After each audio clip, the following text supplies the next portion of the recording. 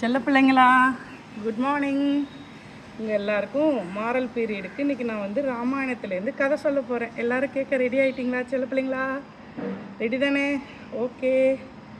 இப்போ வந்து ராமாயண காவியத்துலேருந்து பார்க்க போகிறோம். நம்ம தசரத மகாராஜா இருக்கிறாரு. அவருக்கு 4 பிள்ளைங்க. 4 பிள்ளைங்க: ஸ்ரீராம, பரதன், லக்ஷ்மணன், சத்ருகன். அவருக்கு ராமர்னால் ரொம்ப உயிர். அரசவையில் இருக்கும்போது என்ன பண்ணுவாராம், ராமா இங்கே வா அப்படி சொல்லுவாராம். ராமர் கோதண்டத்தை தூக்கிட்டு வர அழகை பார்த்து ரசிப்பாராம். அப்படியே வந்தோடனே என்ன சொல்லுவாராம், ஒன்றும் இல்லை போகிறாமா அப்படிம்பாராம். ராமர் திருப்பி இப்படியே நடந்து போவாராம். அந்த போகிற அழகையும் ரசிப்பாராம். தான் பிள்ளை மேலே அவ்வளோ உயிராக இருந்தார் தசரத மகாராஜா. அடுத்து அவங்க வந்து விஸ்வாமித்திரர் யாகம் காக்கணும்னு சொல்லிட்டு ராமரை கூப்பிட்றாரு. கூப்பிட்டோடனே தசரதருக்கு மயக்கமே வந்துடுது. சின்ன பையனை நான் எப்படி அனுப்புவேன்னு. அப்புறம் விஸ்வாமித்திரர் சொன்னோன்னே கேட்டுக்கிட்டு, நீங்கள் தாயும் தந்தையுமா இருந்து ராமனை பார்த்துக்கணும் அப்படின்னு சொல்லி தான் அவர் அனுப்புகிறாரா. போயிட்டு வந்துடுறாங்க. அடுத்து வந்து தன்னுடைய மூத்த மகன் ஸ்ரீராமரை ராஜாவாக்கணும்னு ரொம்ப மகிழ்ச்சியாக இருக்கிறாரு தசரதர். அப்போ பார்த்து கைகையை சூழ்ச்சி பண்ணி வனவாசத்துக்கு அனுப்பிடுறாங்க. அந்த டைமில் என்ன நடக்குது, தசரதருக்கு மனசே ஏற்றுக்கலை. பிள்ளையை பிரிஞ்ச துக்கத்தில் ராமர் வனவாசம் போடவுடனே அவர் உயிரையே விட்டுறாரு. அடுத்து லக்ஷ்மணர் கோவப்படுறாரு. இவரெல்லாம் ஒரு தந்தையா அப்படின்னு சொல்லிட்டு ரொம்ப கோவப்படுறாரு. தாயா அப்படின்னு சொல்லிட்டு கோவப்படுறாரு. தான் தம்பியோட கோவத்தை பார்த்து ராமர் பொறுமையாக இரு, இதெல்லாம் ஒரு விதி, நம்ம நேரம் அப்படின்னு சொல்லிட்டு அமைதிப்படுத்துகிறாரு தம்பி. அவர் வந்து தம்பி மேலே கோவப்படல. தன்னை விட இளையவனான தம்பி எப்படி தமிழை கோவப்படலான்னு அவர் நினைக்கல. ராஜாவாகணும்னு நினைக்கல. அப்பா சொன்ன கடமையை செய்யணும்னு வனவாசம் போகிறாரு. அவங்க அம்மா கோசலைக்கிட்ட போய் சொல்ல போகிறாரு.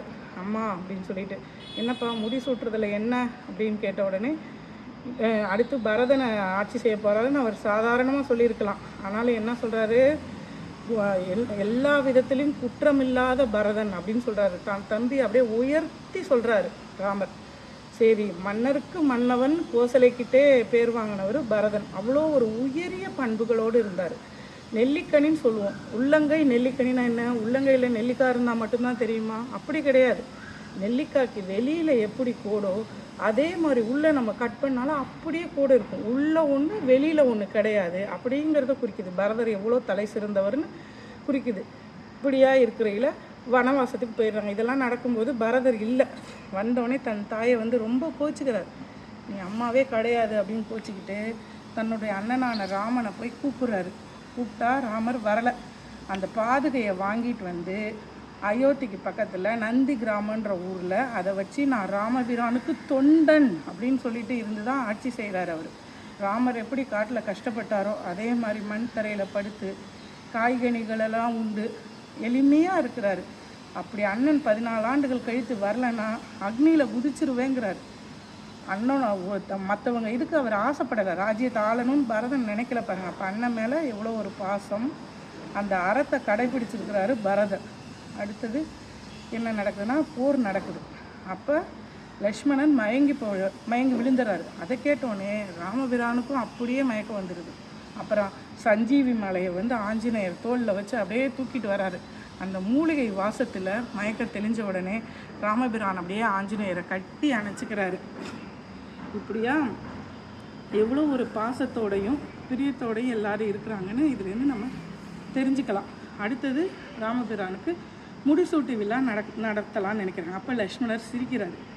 ஏன் லட்சுமணா சிரிக்கிற அப்படின்னு சொல்லிட்டு கேட்டவுடனே 14 ஆண்டுகள் தன் அண்ணனுக்காக சாப்பிடாம தூங்காமல் வரங்களை பெற்று இருந்ததால் இப்போ 14 வருஷம் முடிஞ்சு அவர் முடிசூட்டு நடக்குதுல, அவருக்கு தூங்குறதுக்காக நித்ராதேவி கூப்பிடுதான். தூக்கம் வருது, இன்னும் கொஞ்ச நேரம் பொறுமையாரு அப்படின்னு சொல்லிட்டு நித்ராதேவி கிட்ட சொல்லிக்கிட்டு இருக்கேன் அப்படின்னு சொல்லிட்டு லக்ஷ்மணர் சொல்கிறாரு.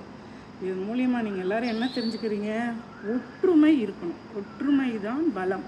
தந்தை சொல்ல கேட்குறாங்க, அண்ணனோட வாக்கை தம்பிகள் கேட்டுக்கிறாங்க. பார்த்தீங்களா, தம்பி கோவப்பட்டாலும் அண்ணன் வந்து கோவத்தை காமிக்கலை, லக்ஷ்மணத்தை புரிய வைக்கிறாரு.